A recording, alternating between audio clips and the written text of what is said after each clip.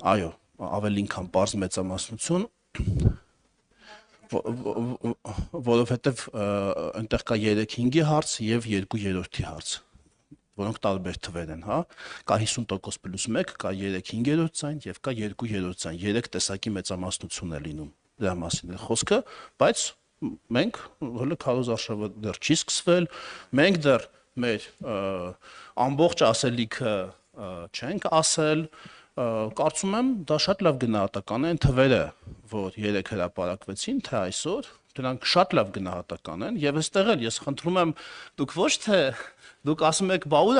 է սահմանադրական մեծամասնությունը, կարծես սահմանադրական մեծամասնությունը այնտեղ այսպես պիտի պատրաստի դրած լինի կամ մենք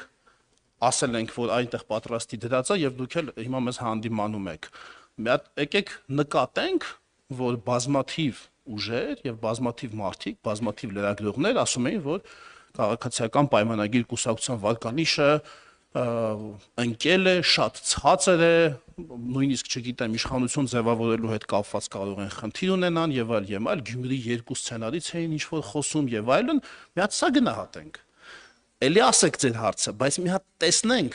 թե ինչ է տեղի ունեցել, դրա վրա կառուցենք մեր հետագա հարցը։ Ոչ թե մոռանանք մեր նախորդ քննադատությունը եւ անցանկամից անցնենք երկրորդ քննադատությանը։ Շնորհակալություն։